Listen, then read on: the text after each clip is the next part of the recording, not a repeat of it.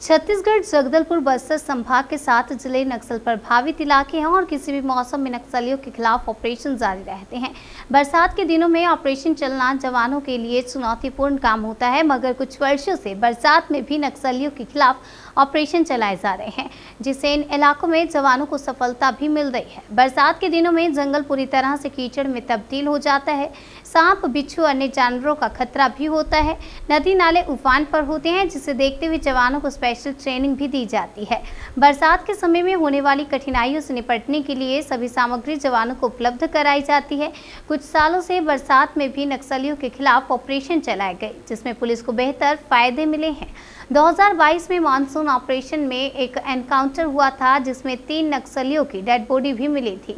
सुरक्षा बल के जवान बरसात में भी बेहतर ऑपरेशन कर रहे हैं। बस्तर आईजी सुंदर राजवी ने बताया कि सभी जवानों को ट्रेनिंग देकर बरसात से निपटने वाली सामग्री दी जाती है और फिर जंगल भेजा जाता है। जिस प्रकार से पिछली बरसात में फायदे मिले हैं, इस बरसात में भी उन्हें फायदे मिलने की उम्मीद है। वर्ष 2022 में मानसून की अवधि में भी लगातार सुरक्षा बल द्वारा अंदरूनी एवं सीमावर्ती इलाके में नक्सल अभियान संचालित की गई थी। इसके परिणाम स्वरूप विगत महीने में हम लोगों का 3 माओवादी कैडर का डेड बॉडी भी मुठभेड़ के पश्चात रिकवर की गई थी और अन्य इलाके में लगातार कार्रवाई भी जारी है। इस दौरान जवानों के लिए अंदरूनी क्षेत्र में जो नदी नाला पार करने के लिए उनका जो रिवर क्रॉसिंग का जो इक्विपमेंट्स है और अन्य जितना भी साधन उनका आवश्यकता होते हैं उसको उपलब्ध की जाती, ताकि वो लोग सुरक्षित तरीके से इन परिस्थिति में भी अपना कार्य को संपादित कर सकता है। और जैसा ट्रेनिंग में भी रिवर क्रॉसिंग का उनका जो सावधानी क्या क्या लेना चाहिए, इन सब तमाम विषय पर उनका लगातार ट्रेनिंग भी दी जाती है। इस अवधि में सुरक्षा बल के जवान द्वारा न सिर्फ नक्सल विरोधी अभियान, साथ साथ जो बाढ़ प्रभावित इलाके में जो आम जनता को जो किस प्रकार के तकलीफ हो रहे थे उनको भी राहत पहुंचाने के भी कार्य किए गए थे।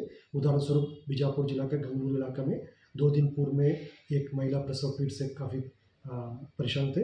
उनका नदी पार करके उनका सुरक्षित तरीके से प्रसव भी सुरक्षा बल की जवान या SDRF के जवानों द्वारा किए गए थे। इस प्रकार नक्सल विरोधी अभियान के साथ साथ क्षेत्र में जन सेवा में भी हमारे जवान लोग समर्पित होकर काम कर रहे हैं।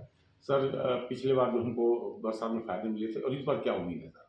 जैसा वर्ष 2022 में पूर्व वर्ष के अनुरूप लगातार अभी ऑपरेशन संचालित करने के परिणाम स्वरूप हमें 3 एरिया कमेटी कैडर के लेवल के जो माओवादी कैडर्स का डेड बॉडी मुठभेड़ के पश्चात रिकवर की गई थे और अनेक जो इलाका में जो माओवादियों की गिरफ्तारी और अन्य जो प्रभावी कार्रवाई भी की गई थे।